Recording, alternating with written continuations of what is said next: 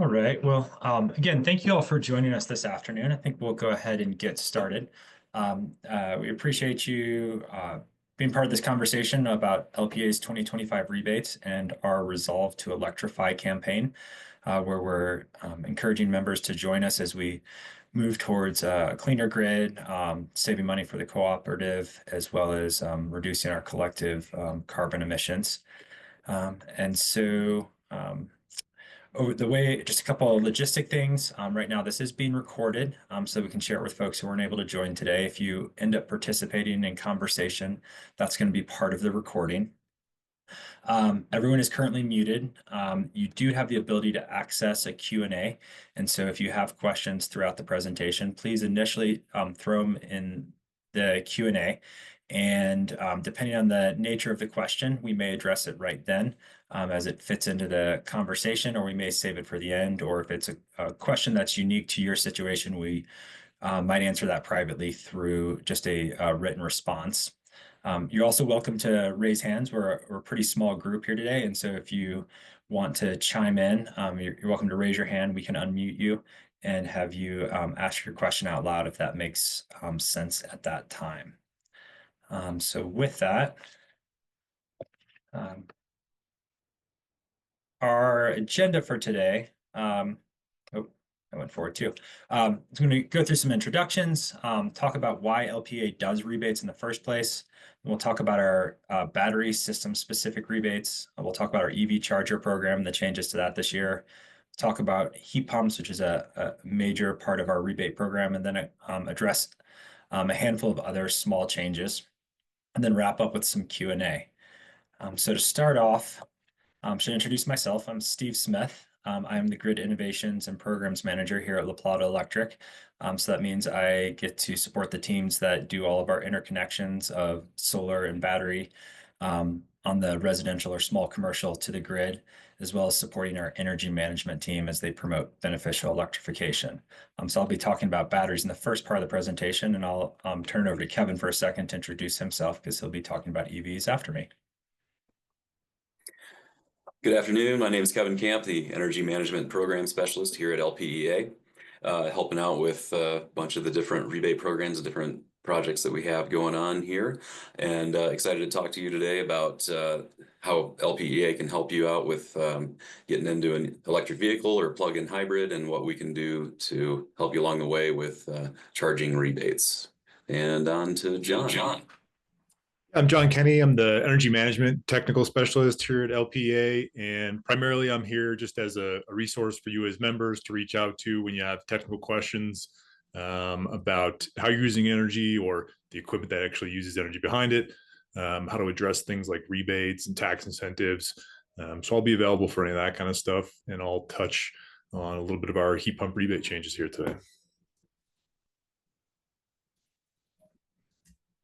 Great. So our next, we'd really like to just understand a little bit about who you are and why you're joining us today.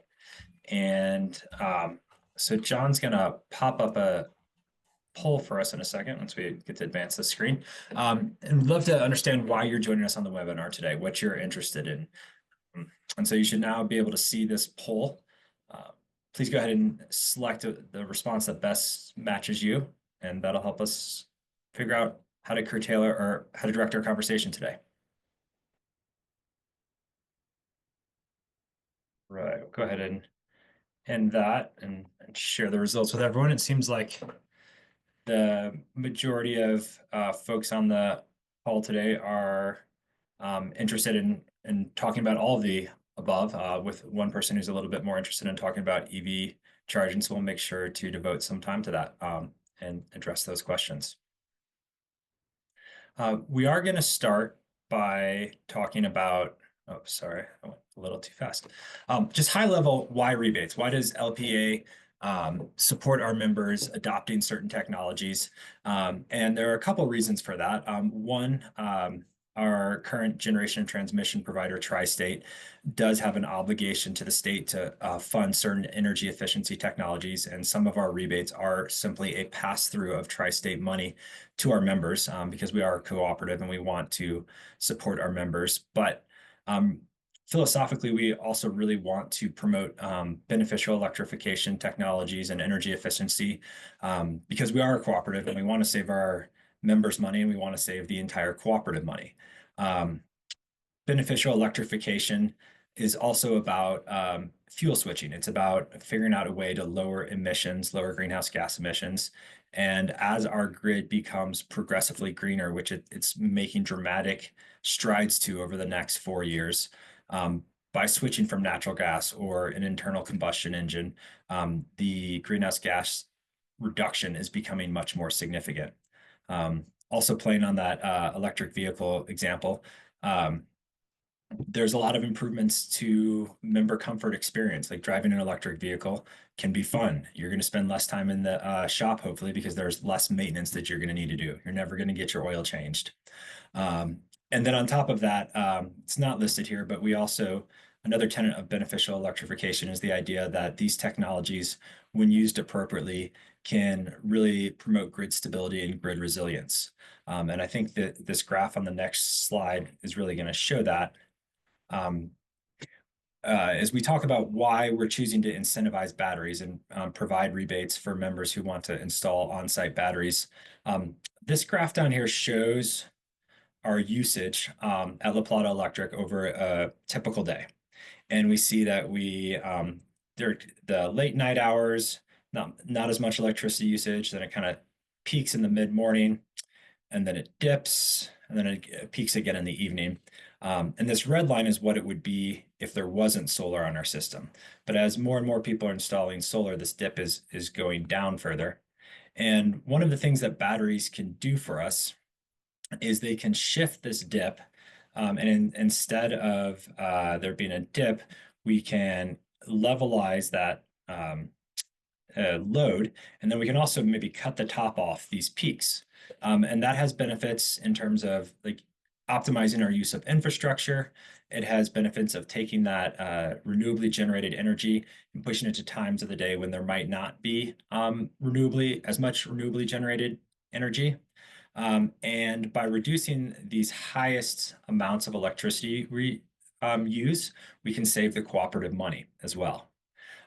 There's an additional benefit potentially with incentivizing batteries, and we'll talk about that, or I'll talk about that at the end, is that it's possible if they're used in a particular way, it can allow for more photovoltaic systems, more rooftop solar to be added in particular areas of our grid.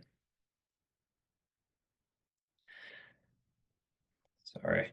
So the rebate amounts for these battery systems are dependent on a couple things. They're dependent on the size of the battery system, and then how it's operated, and then where it's located. So for systems that are between 10 and under 20 kilowatt hours, they can be eligible for a rebate of up to $1,000 and an additional bonus rebate if they happen to be in an interconnection limited zone and operate their schedule according to a particular schedule. And for larger battery systems that are capable of shifting more load, they can have an incentive of $2,000 and up to an additional $1,000 for that bonus rebate. And these rebates from LPEA are in addition to whatever state or federal tax credits you might also be able to claim with these batteries. And the idea is that we hope to encourage more people to adopt these by lowering that upfront barrier in terms of the initial cost of the system.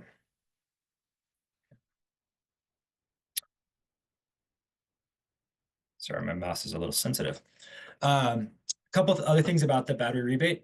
It is open to systems that are proposed that we receive an interconnection application for after the first of this year and that are installed by the end of this year. This year is a pilot program. We're really trying to incentivize folks to adopt these this year. And so we want to see how this rebate can help support our members do that. You need to go through our normal interconnection process. And if you're working with one of our local qualified solar installers, they're very familiar with that and can guide you in that process. And then you'll need to operate your battery in a particular operating mode and schedule that is both very advantageous to the grid and most financially advantageous to you as well. And then lastly, need to work with an installer who's willing to help us get access to the data about how your battery system is performing. Because like I said, this is a pilot project, and we're trying to understand the value that these batteries can provide to our members and provide to the cooperative at large. And in order to do so, we really need to understand how much load they're taking off of the grid during particular periods of time. And that's why we would be asking for that information and that data. So here are those operating modes and eligible systems, and this is an evolving list. It expected to grow by a few more operating or manufacturers over the course of the year.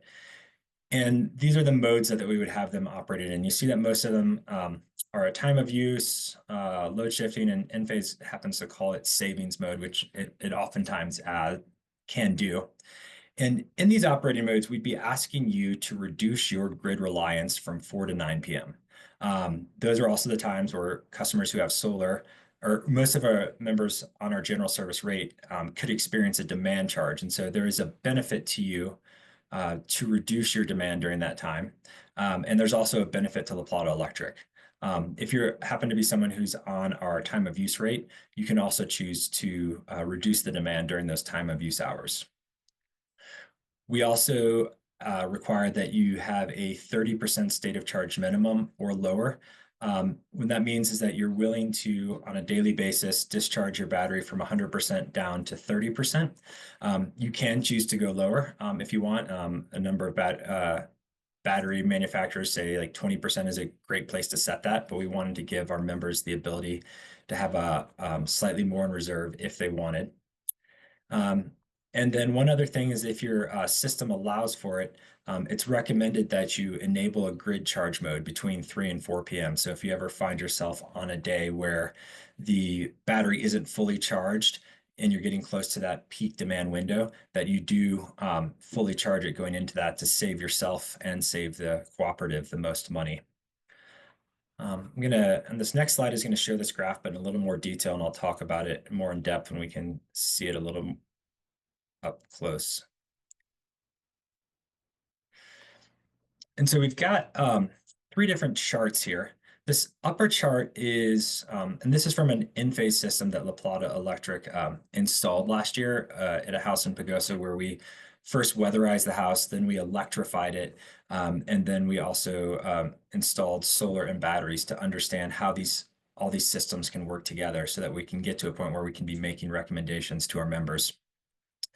And in the Enphase product, in savings mode, we essentially told it that electricity is more expensive between 4 p.m. and 10 p.m. And with that in mind, that controls how the battery operates. So that's what this first graph is telling it. It's telling us telling the battery what it should think electricity costs. This bottom chart is showing us the state of charge of the battery. And so if we start over here, like just a minute after midnight, we see that the battery was at its lowest state of charge going into the day, and it's staying there until it starts charging once the suns come up, and then it reaches this full charge and then starts discharging all throughout the evening to meet home load. And that's what this middle graph is showing us here. All of the orange bars are the load experienced by the home. The green bars are showing us the charging and then the discharging of the battery, either from the solar generation or to meet home load. And then the blue is showing us the solar generation. And so we see that the solar paired with the batteries is first meeting home load, then charging the battery, and then excess is being sent back to the grid in the afternoon. And this is how we would encourage someone who's, or require someone who's part of our program to reclaim this rebate. This is how they'd have to operate their battery. And really it's in the member's best interest as well, is because this helps them avoid that demand charge. If you happen to be on a time of use plan instead, and this member happened to be have batteries installed but no solar, you can also use batteries, and batteries can be a good standalone. What we see here is that the member is choosing to charge their batteries starting at 9 a.m. when we get into the off-peak time. And then while they're charging their batteries, and hopefully that's going to come back to us in a second, we see that And so then they're fully charged, and then they're able to use that energy from their batteries during the on-peak time when electricity is more expensive. And what we found is that this particular member with these batteries and no solar, they saved about a little over $500 over the course of the year just by buying electricity when it was less expensive and using it when it was more expensive. We also found that the home that I showed you on the previous slide saved about $160 on demand charges that they would have otherwise experienced. And so not as big of a savings there, pairing the solar and the batteries, but there still was value to the member in addition to having that backup power in case outages, there was ever an outage. And that's the one other lesson we learned there as well, is that having that, a lot of these systems have the ability to have a weather alert backup where if the National Weather Service sends an alert that there are certain events that might be more highly correlated with an outage, that these batteries charge up to 100% and stay there. And that has a great value for members in terms of being able to avoid a potential outage and having full power during that outage, but it also has the potential to cut into financial savings because you might not be able to cover your peak usage because it's keeping a full charge so that you have that in case there's an outage. Okay. So these two slides have been related to the general rebate that's offered to anyone who's installing a battery system this year. And I guess the one other thing I'll say about those really quickly is that if this is the first time you're hearing it, it's probably pretty complex. And know that we are working with our qualified installers and that I'm available at any point to answer any questions you might have if you're considering this and want to know more about how it would work. And we are definitely excited to help people navigate this process. My final slide is about the bonus battery rebate.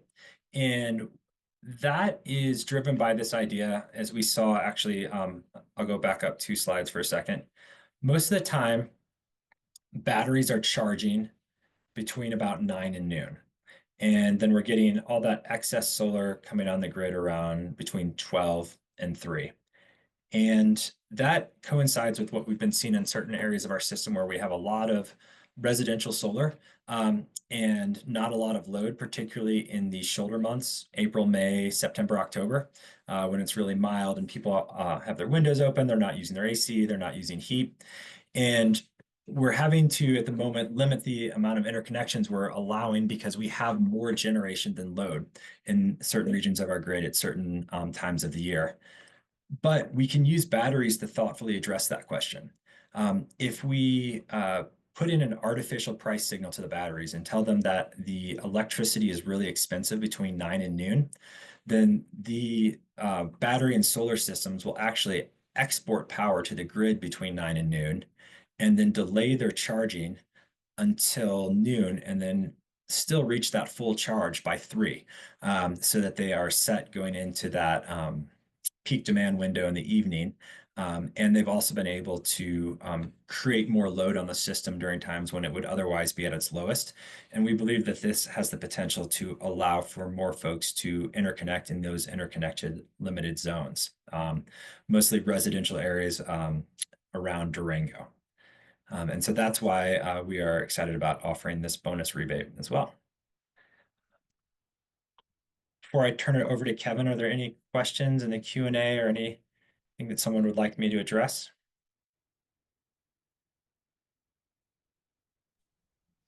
Steve, I'm not seeing any questions in Q&A yet. Oh, one just popped up. Will this presentation be shared on YouTube or somewhere for future reference? Yes, it will. Yeah, we will post this, I believe, through LPEA's YouTube web page, and likely have a couple other spots we'll put it as well. Great. All right, well then, Kevin, I'll turn it over to you. Okay, sounds good. Let's see. Get my first screen up here. There it goes. Okay. All right, once again, good afternoon. Kevin Camp here. Excited to talk to you about EVs and plug-in hybrids, as well as what we have to offer you along that journey if you so choose. Dive into some of the benefits here. Talk about some of our charging infrastructure, things to look out for there, things to keep in touch with as they evolve, and get into some of our charger rebate programs. And then finally touch on some of the things we offer on our website that can help you to determine some serious cost savings and what other incentives are out there. Let's see. There it goes. Okay. So why choose an electric vehicle? A couple main categories of benefits there. The main one being environmental. Zero direct emissions. You're not going to see a tailpipe on a full battery electric vehicle. So no more emissions going directly into the atmosphere, no more diesel particulate landing on the road, just waiting to be washed off. There's a lot less oil and fluids and lubricants that are needed to be used on an EV, so it's surprising how much of that can actually fall onto the road and get washed off into our waterways as well. Another interesting thing to think about as the life of our vehicles progress, it takes a lot of maintenance to keep an internal combustion engine running smooth, excuse me, running smooth and efficiently. They tend to just gum up with things over time, and which can drastically reduce their efficiency. On the other hand, an EV can almost be looked at as it's gaining efficiency or reducing its carbon footprint over time, and that's largely in part to things that Steve had mentioned and with regard to beneficial electrification. As our power sources for generation become more green, and we continue to use that power to charge our EVs, we can actually continue to reduce that carbon footprint that if we were to have a vehicle that's using that as a fuel source. All of this obviously resulting in cleaner air and water for our community and beyond. Main economic advantages, there can be a seriously lower operating cost for a battery electric vehicle, mostly due to the fact that electricity is cheaper than gas per mile driven when you break it down to that. There's also a large savings and reduced maintenance. There's just fewer moving parts on a battery electric vehicle. Once again, no regular oil changes needed, no expensive transmission repairs or maintenance needed. Your brakes even last longer due to regenerative braking. It's as you coast up to a stop sign or stoplight or even down a mountain pass, you can feel the effect similar to like downshifting a regular gasoline powered vehicle. But what that is the electric motor actually turning over to generating electricity and pumping more capacity back into your battery bank. Finally, there are tax incentives and discounts available. A lot of those are offered as upfront discounts by dealerships and are definitely worth looking into to reduce that upfront cost. Let's see. Okay, so let's demystify charging a little bit here. Three main levels available to the public at this point in time. Level 1 is your typical wall outlet in your home. And a lot of times as you purchase a new plug-in hybrid or battery electric vehicle, it will include a level 1 charger. These will work for a lot of people out there as long as they have the time it takes to charge. You can see the small estimate there of 3 to 5 miles of range per hour. So yeah, if you have a commute roughly between 30 and 60 miles and you're able to charge with a level 1 charger for 12 hours or so every night, then that might work for you. There's a reason why we see the level 1 chargers being or you can actually bring a level 1 charger with you in long-term parking at the airport here at Durango La Plata because your car is going to be sitting there for a while. So it works, but it is very slow. If you are consistently running your battery down quite a ways, that may not get you charged back up to where you need to be. Level 2 has really become the sweet spot for residential charging. This will work on a 240 volt outlet, similar to what you would run an electric range or electric dryer on. And you can get between 25 and 50 miles of range per hour. So if you are heavily discharging your battery from your commute or drive per day, you can easily recharge fully overnight or as high as you need to be able to get around. Finally, level 3 or DC fast charging. This is where you're going to see um, these in main public stations along major transportation highways, things of that nature. Good rule of thumb here is to think of them as the equivalent to a gas station on your longer commutes. You know, you may not necessarily use these on a daily basis if you're consistently able to charge from home, but if you have a longer trip in mind, you may want to plan around stopping at some of these to get you back to a usable charge for those longer trips. Once again, all of these are estimated times. A good rule of thumb, you're gonna, if you do go this direction, is to practice some mental math with your kilowatt hours of your battery and how much you're looking to charge. And if you divide that by the kilowatts that you're getting from your charger or prospective charger, that'll give you a rough estimate in charging time, what you'll be looking at. All right, so let's talk about the current state of public charging, at least in the Durango area here. On the right, you can see a snapshot from Google right here. All these red dots are public facing chargers and an equivalent in a popular cell phone app here. Highly recommended to use the technology that's available to you to plan your charging stops, find available charging stations. Obviously, this takes a little longer than filling up with gas, so finding chargers that are available is a big piece of that. Taking the time to plan out routes for longer trips is a big piece of this too. You can also join a payment method in most of the apps so that it makes for a seamless payment experience. So similar to paying at the pump, now you can just pay with your phone at these particular charging stations. I do want to take a minute to touch on this idea of range anxiety. It is a real thing. The more you can plan your routes, the less anxiety you'll have.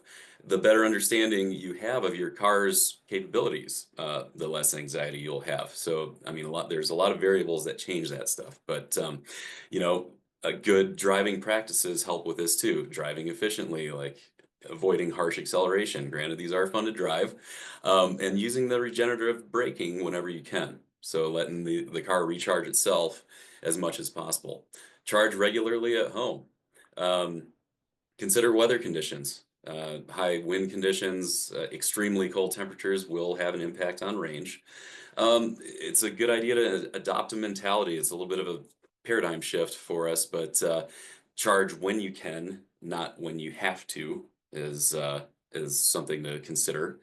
And you know, if all of this just doesn't sound like something you have the bandwidth for, maybe consider a plug-in hybrid. Then you have the gasoline backup. You're not going to realize as many savings there, but still, it's kind of a warm-up to a full battery electric vehicle. I just spoke with a member the other day. She was proud of the fact that she got 1,200 miles on one tank of gas from her plug-in hybrid. Granted, that meant she was charging from home the majority of the time. So, you know, that may be a viable option. Okay.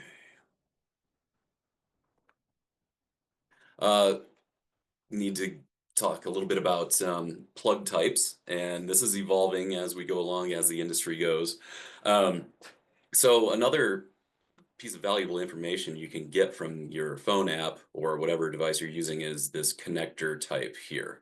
So you can see what type of plug that station offers and see if you need to carry any sort of adapters to make sure you can plug in and get your charging underway. So first of all, just want to touch on this kind of historic precursor to a lot of our charging standards, this CHAdeMO connector. They're rare to come by, but they are being phased out. For all intents and purposes, all level 1 and 2 charging can occur right now with this quote unquote J plug, the J1772 connector. And you can see that it looks fairly similar to the CCS connector over here, other than these 2 additional pins. This is where you jump into that level 3 fast charging for that style of connector. Now the Tesla standard, otherwise known as NACS, which is the North American charging standard, is quickly becoming installed in more and more vehicles beyond Tesla. And one of the main reasons there is that this same connector can be used for level 1, 2, and 3 charging speeds. So traditionally, only Tesla's had this style of connector. Most other manufacturers use the J style plug, but already in 2025, there's a half dozen more brands out there besides Tesla that are going to start using this NACS standard. So whatever you choose to go with, you will just want to make sure that you have an adapter with you that can convert from the J plug to Tesla NACS or vice versa, whatever you may be running into, so that you can make sure you're getting your charging going. All right, on to what we offer here at LPEA to help you out along the way. So think back to our charging levels, and we talked about that level 2 charger being the sweet spot for residential. Um, we offer up to 100% of of a level 2 charger cost to you, up to $500. So if you can find most level 2 chargers out there generally run in about that price range, and you purchase that yourself, get that all installed and programmed, and then you can submit all of your documentation to us and we can get you these rebates here. We also offer up to half of your circuit installation, up to $500. So recall that this type of charger uses a 240 volt circuit, so most of the time, unless you already had a pre-existing maybe garage dryer, you may not have this plug exactly where you want it to be. You may want it installed outside. You know, there's a little bit of logistics you want to think about here, where you want your charger, where you're going to park. Think about it year round, you know, snow load, things of that nature, where you're going to be able to park and reach the cord from your charger to your vehicle. In order to qualify for the maximum rebates here, you do need to schedule your charging sessions to occur during off-peak times. Steve talked about this a little bit. I'll touch on it more here in another slide, but depending on what electric charge rate you have, I'm sorry, rate you have with us, billing rate, you'll avoid different peak hours there. New for 2025, we also will accept charging cords. So this is where it could be considered kind of a dumb charger. It's just a plug-in cord that does not require Wi-Fi necessarily, or it doesn't allow you to program it. But as long as you program your schedule into your vehicle and can prove that it's scheduled to us, that can take the place of that proof of schedule from a charger. Once you get everything up and running at your residence, just submit your application to us within 90 days. And we do have a cap of 2 rebates if you have 2 EVs or plug-in hybrids here. Okay. Once again, here's our 2 most popular residential rates. Our standard rate up here. The hours in orange would be the hours you would want to program not to charge. That is our most expensive time of day for you to charge, because you can increase your peak demand period there. It is also the most expensive time for us to be dealing with stresses on the grid, things of that nature. So if you can avoid charging during this period of time, it saves yourself money and it saves the co-op money as well with costly infrastructure upgrades. Helps us basically to avoid load while everybody's using load at these common times. If you're on time of use, all you have to do is avoid the on-peak times. There's the period in the morning from 6 to 9 a.m. and from 5 to 10 p.m. in the evenings, and that's every day except Sunday.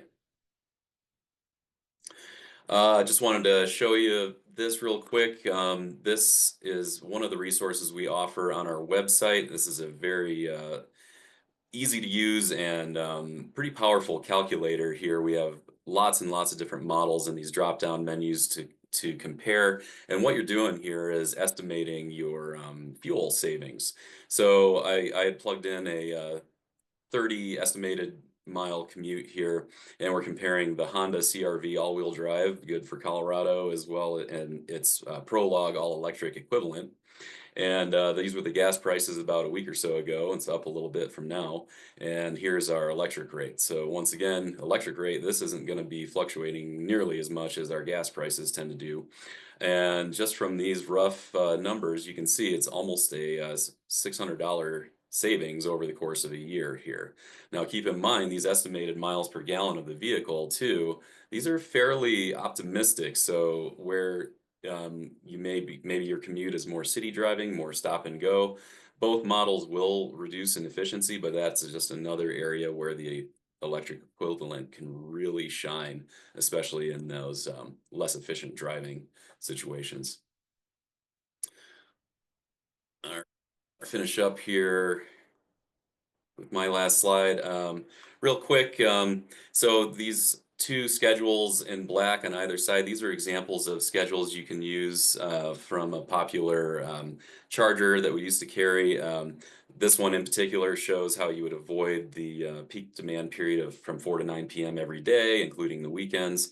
And then over here, this would be an example of charging at night and avoiding the on-peak periods for a time of use schedule. So this would be an example of what you would submit to me for proof of schedule in order to get those rebates. So just want to finish up here with just a roadmap to a good method to getting into some EVs or plug-in hybrids. So obviously a lot of research here, potential ordering ahead of time to get what you want, get that purchase rolling in the right direction. So maybe get your spreadsheet on and compare a bunch of different models, choose one that fits your needs. You know, do you need all-wheel drive? Do you need high clearance? Do you need a truck? Do you know, maybe once again, consider that plug-in hybrid. Does that fit your needs a little bit better, considering the things that I had mentioned earlier? Lots of different things there, range, price, incentives, and features. Currently, the tax incentives that are available you can get more incentives there the more American parts and critical minerals and batteries are involved in the manufacture of the vehicle. So things to do research on, see what kind to get that final price and final number in mind. While you're doing that, if you settle on a model, take a look at what chargers are out there. You know, is level 1 an option for you? Does your vehicle come with one? What's a good level 2 that might work and that you could get a rebate from us on? That's going to be that, once again, hit that sweet spot in charging for your home needs. You know, can Wi-Fi reach the charger? A lot of these are pretty smart chargers and need a constant Wi-Fi connection. Also, something else to keep in mind, if you're purchasing a new vehicle from a dealer, what are the OEM options out there? A lot of times there's various models that are offered, and if you are purchasing like an upgraded model or something like that, that gives you more options. We can, depending on what it is, if it's on top of what they would normally throw in, the rebate could also go toward that purchase. Installation of that 240-volt circuit, this can sometimes be the longest piece of the puzzle. I would recommend shopping around 2 to 3 electricians, contractors, or even the solar install companies will put these circuits in for you. Get estimates, have it all installed before even bringing your EV home. So then maybe you never even have to deal with the slow charging speeds of level 1. And then just program that charger for the off-peak charging sessions like I'd showed you, and enjoy that level 2 charging speed from the first day of your ownership. And finally, once you get everything up and running, make sure to apply for our rebates within 90 days of having your charger active, and then set a reminder for any other sort of tax incentives or anything else, whenever that time may come, so that you don't forget to apply for those. And with that, I'm going to wrap up. Are there any questions for EV But I'm not stuff? seeing any questions in our chat there. Okay. And I will just add, All right, Kevin, and that yes, these rebates are also available to commercial members to yes, use for workplace charging as well, as long as they're programmed in the same way. That idea of charging home is great. We saw that dip at night, but we're also starting to see a dip in our usage during the day. And that's when we know that the sun is out and local renewable energy is being generated. And so that's also a great time to charge when possible. yeah. Thanks for mentioning that, Steve. We do offer commercial and business rebates as well. Depending on whether or not you can schedule to avoid charging during those peak times or not does affect the amount of rebate that is available. But once again, please feel free to reach out about any of that, and would love to have that conversation.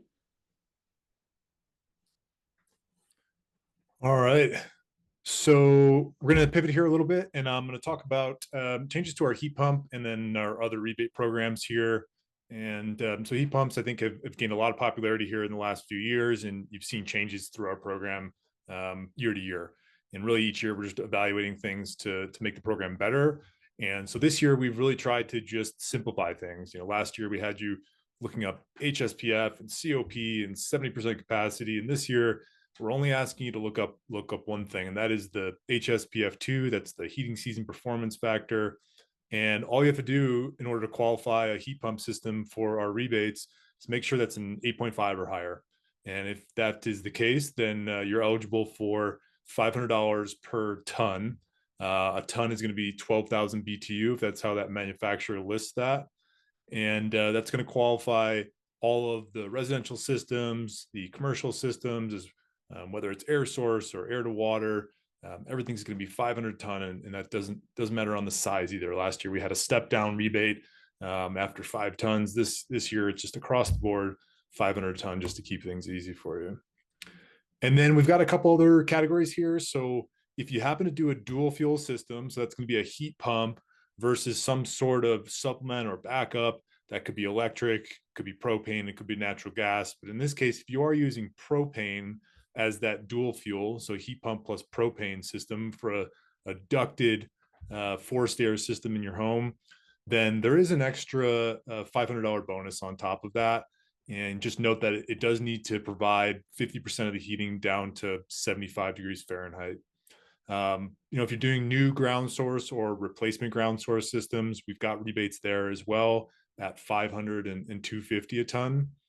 And then we've also kept this weatherization plus heat pump rebate bonus. So in the case that you are going to install a heat pump, we really want to get people thinking about how they could improve their home ahead of installing that heat pump. So doing weatherization project includes infiltration and insulation work, so sealing that home up and insulating it properly, which means the heating load is going to be decreased. So you're going to have long-term savings, but you could also potentially downsize the heat pump system that you're installing up front. So upfront savings plus long-term savings there, a more comfortable house and a heat pump system that's going to work better for you too.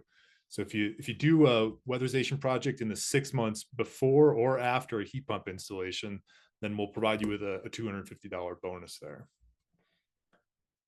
And so, why did we select this 8.5 HSPF2 rating? And really, it's just to put you on a good track to take advantage of 2 other incentive programs that are available or soon to be available.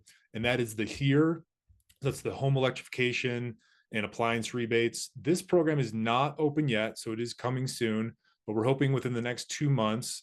This is the program that you heard would provide up to $14,000 a year in rebates, including a $8,000 heat pump rebate. So pretty significant amount of rebate available for heat pump systems, hopefully in the next 2 months here. But you'll see highlighted in yellow there that in their cold climate category, using Energy Star 6.2, that they're asking for an 8.5 for non-ducted systems.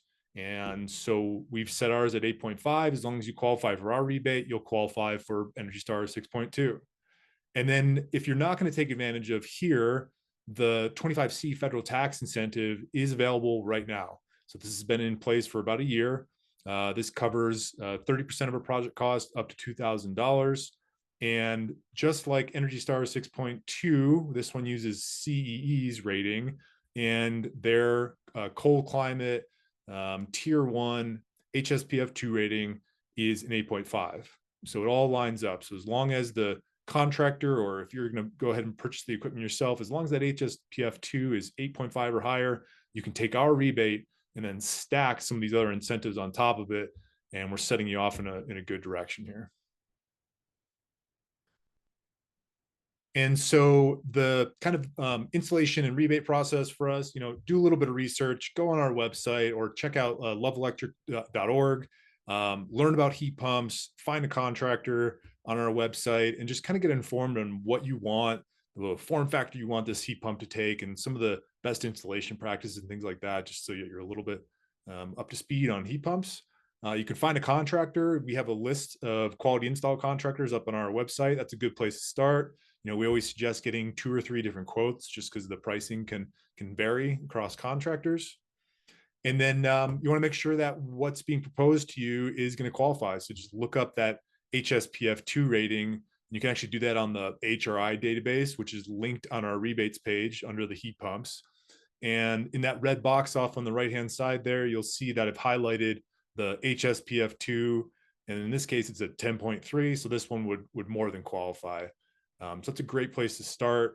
And then, complete your installation, do the commissioning on the back side of that. Make sure this thing's all set up right. You've got thermostats that are programmed and working right, and that contractor has done a little bit of a checkout procedure. And then with all of our programs, we're asking that you apply for that rebate within 90 days, and that's 90 days of either the installation, or if it's new construction, it's going to be your certificate of occupancy date. You can do that on our website, lpea.coop. And we do require that you provide us with an invoice that separates out equipment from labor. So somewhere on that invoice, whether it's just a note off to the side or if they build it into the breakdown, it just needs to show one line that says equipment and one line that says labor there, because our rebate is based off of purely the equipment cost. And that includes all of the heat pump, the line set, mounting hardware, everything to do with the heat pump, but not electrical. So any new breakers, conduit, wiring, things like that are not going to be included in that equipment cost. And then we also will ask that you take photos of all the nameplates. So on the outdoor unit and indoor units on the side, there's a little plate on there that shows the model number along with some other info. Just take photos of that, and you can upload those with your application, or just email them to rebates at lpea.coop if you're having any trouble getting that up there. And then you can put that all in with the rest of your application paperwork, your invoice, and all the other documentation that we're looking for there. And then on top of that, make sure that you're applying for your tax incentive. So until that HERE program comes along, that 25C tax incentive is what's available. So just keep all this information so you can apply for that tax incentive come year end. And so some other changes to our rebate programs here. So we have made some increases across the board. So residential energy audits have gone up by $100. So now a $250 rebate to go to an energy audit. And that is something we always advocate for starting with is, if you're trying to do an electrification project, go get that energy audit, look at weatherization before you start to jump into electrification, and really fix that home rather than just kind of trying to put these Band-Aid fixes on it. And then commercial energy audits have bumped up as well. So now $400 up from $300. We do also have a program now that'll provide free commercial energy audits. So you can check that out on our website. And then commercial LEDs, we're seeing a lot of LED out there. It's almost become the only option is to go LED. So we wanted to add this additional rebate here, and that is to incentivize people to put more controls on it. So things like daylight savings, or daylight sensors, and occupancy sensors, or vacancy sensors, just to turn that stuff off more or dim it down more to save additional energy there and save you additional money. And then our some small changes here. Just please note on the smart thermostat program, we do now have a requirement that it needs to be Energy Star certified. And if you go on our website under that smart thermostat section, you will see that we've provided a link there to look up your thermostat on that Energy Star database. And most of them are, if you're looking at things like Ecobee or Nest thermostats, they're all Energy Star certified. And then we have discontinued some rebates. So each year we look at our rebate programs, and really when we provide these rebates, we're trying to change behavior and incentivize people to make purchases that maybe they wouldn't have otherwise, to adopt things like heat pumps and heat pump water heaters. And so we've seen some things that have just become kind of the only option out there, or we feel like the rebate dollars that we're putting towards these things would be better spent on incentivizing heat pumps and increasing some of the rebates like we have with energy audits. And so we have discontinued the residential LED rebate there. And then we've also limited our outdoor equipment rebates. So we no longer have rebates for electric leaf blowers and trimmers, pruners, power washers, and then the extra battery when you do buy those things. And then we used to have this refrigerator disposal rebate there if you went and recycled that. We're finding that that's pretty much automatic, that it's happening every time that someone buys a new refrigerator. So that rebate has been removed. And then whole house fans as well. We're seeing a lot of energy recovery ventilators and heat recovery ventilators going in. Those are great, but they're not technically whole house fans.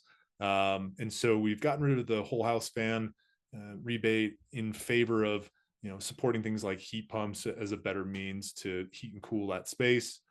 And then also uncontrolled electric resistance hot water heaters in new construction. These days, heat pump water heaters, I think, are becoming more and more commonplace. And for us to go ahead and incentivize this older technology, we really want to see things shift towards heat pumps. And so we have removed that rebate there. So that's kind of the recap on what we've done with our programs here. So I will take this and hand it back over to Steve here to wrap us up. Thanks, John. And thank you all for joining us today. We are absolutely happy to answer any questions that still exist. Been trying to answer a few of them that are in the chat. And if we're not able to get to them today, or if you come up with them at another time, there's a couple ways you can get a hold of us. You can find most of this information by just going to our website, lpa.coop/rebates, or emailing the energy management team at rebates@lpa.coop. If you know that it's a battery specific question, please direct it to communitypower@lpa.coop. And at this point, we'd be happy if anybody, there's one open question right now, which is it possible to charge a Nissan Leaf that's currently set up to be CHAdeMO with a connector to a Tesla or NACS charger? I'm not aware of that. Kevin, do you have any knowledge about this? After doing a quick search, it looks like those are not readily available due to some software handshakes that aren't allowed to occur through that connection. This is definitely going to require a little bit more research. I wish I had a better answer for you. Before we wrap up today, any other questions from the audience or?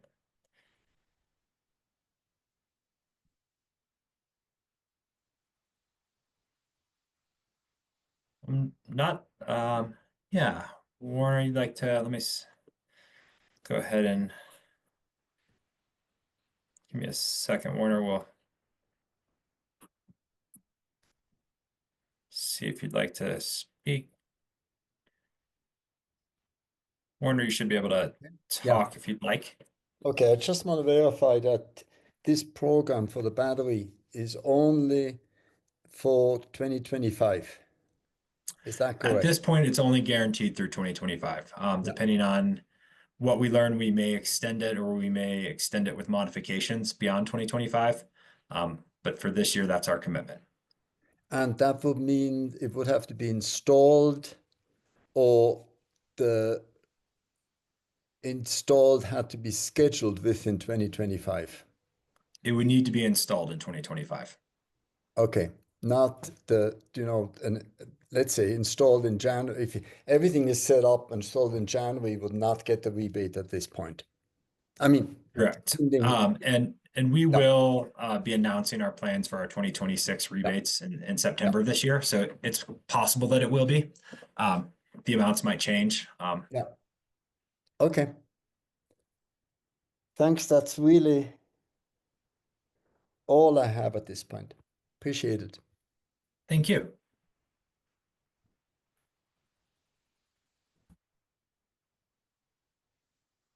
All right. Well, thank you all for joining us, and have a wonderful rest of your finally snowy day.